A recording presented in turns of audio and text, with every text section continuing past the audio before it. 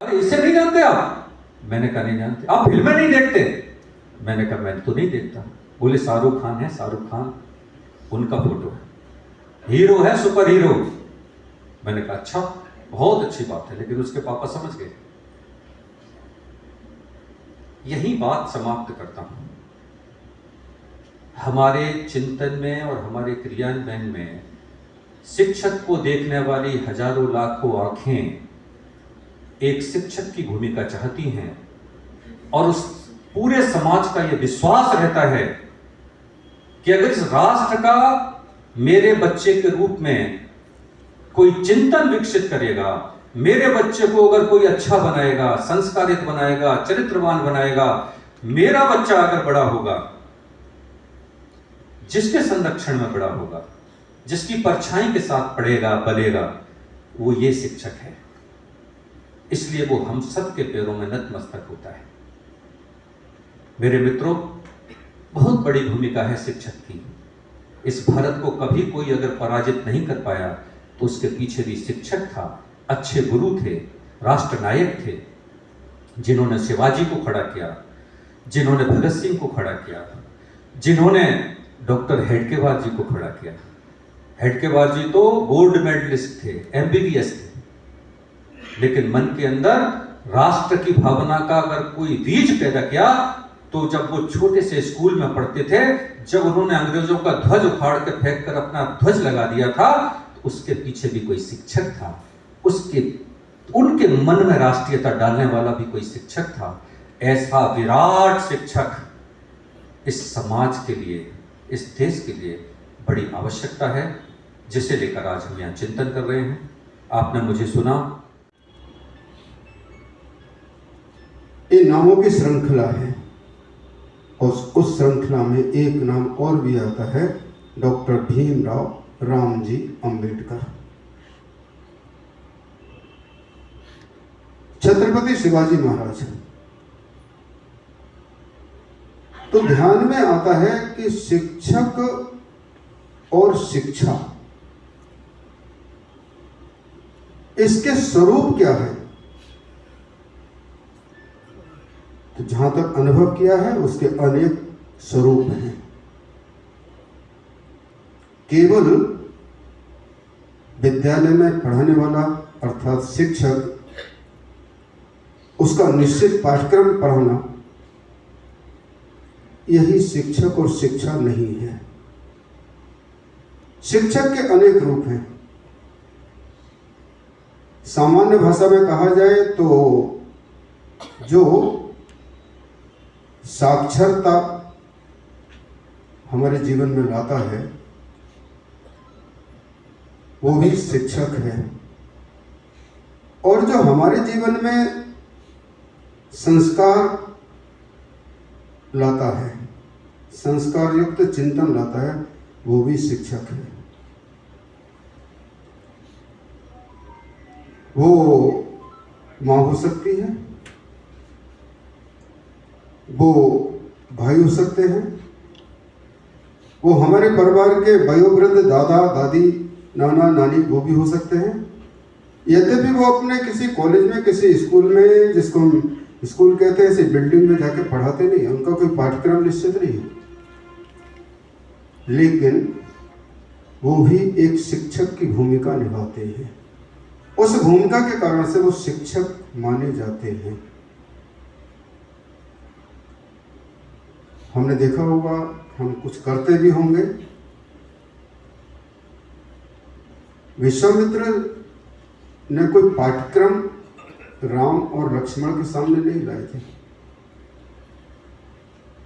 वो लाए थे, लेकिन उसके साथ साथ बहुत सारी चीज प्रैक्टिकल उनको ध्यान में दिलाया, उस प्रैक्टिकल से सिखाया।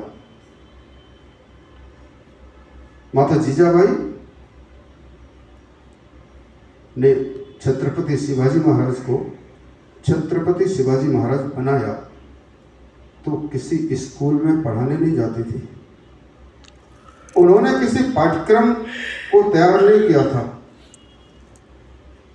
केवल रामायण और महाभारत की छोटी छोटी कहानियों के द्वारा छत्रपति शिवाजी महाराज का निर्माण किया था। और वो निर्माण कितना था कि वो हिंदू पद पातशाही की स्थापना कर सके। हम विचार करके देखें, एक चरित्र आता है रामायण में कैकेयी का। उसके बारे में ऐसा मैं मानता हूं, यदि वो कैकेयी साक्षात हमारे बीच में आ जाए तो वो जीवित नहीं जाएगी, इतना आक्रोश। लेकिन जरा विचार करके देखिए, कैकेयी ने यदि अपनी भूमिका नहीं निभाई होती तो क्या राम भगवान बन सकते थे? कैकेयी ने अपना वैधव्य स्वीकार किया केवल और केवल राम को भगवान बनाने के लिए। 14 वर्ष का वनवास मांगा, सामाजिक जीवन का दर्शन कराने के लिए, सामाजिक जीवन से कुछ सीखने के लिए, क्योंकि वो जो सारा दर्शन प्रैक्टिकल देखकर हो सकता है वो किताबों से नहीं हो सकता।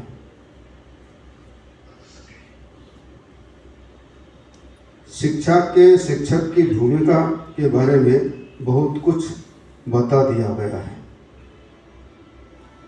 समय कम है, उस हिसाब से थोड़ा सा राष्ट्रीय स्वयंसेवक संघ और उसकी ये चिंतन राष्ट्रीय स्वयंसेवक का चिंतन है। और इसी चिंतन को लेकर पूजनीय डॉक्टर केशवराव बलराम हेडगेवार दीक्षित जी ने बताया कि वो एमबीबीएस गोल्ड मेडलिस्ट थे। उन्होंने अपना कोई दवाखाना नहीं खोला, उन्होंने अपना परिवार नहीं बसाया। उस समय की जो परिस्थितियां थी उन परिस्थितियों का आकलन और मूल्यांकन के बाद में जैसा डॉक्टर करता है उसका निदान क्या है,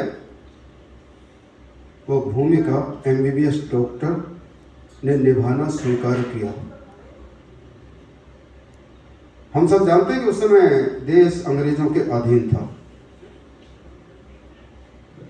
उस अधीनता को समाप्त करने के लिए अनेक प्रकार के आंदोलन चल रहे थे। वो आंदोलन क्रांतिकारी भी थे, वो आंदोलन अहिंसावादी भी थे।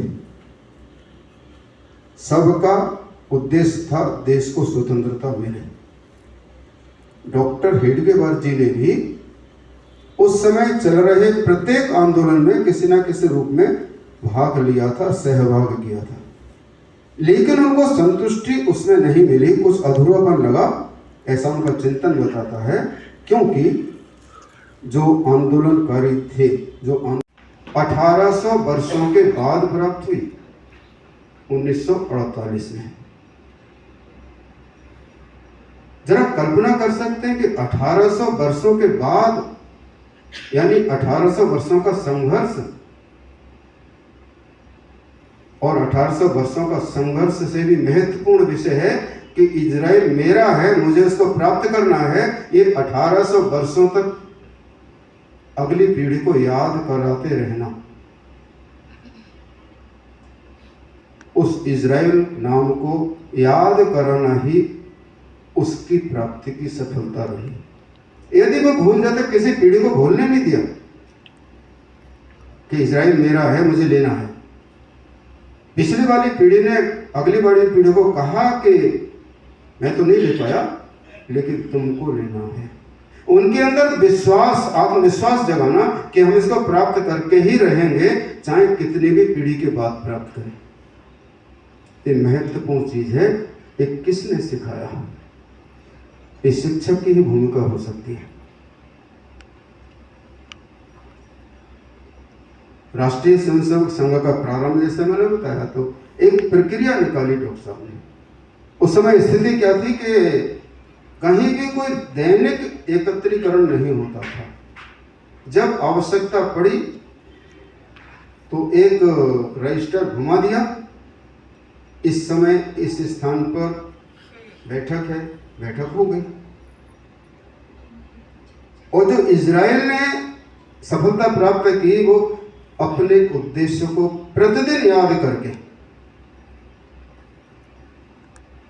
संघ की स्थापना 25 में हो गई थी। इजराइल को स्वतंत्रता मिली 1948 में। तो डॉक्टर साहब की अभिनव पद्धति थी कि भी किसी दोष को यदि समाप्त करना है तो हमको प्रतिदिन उस पर विचार करना पड़ेगा।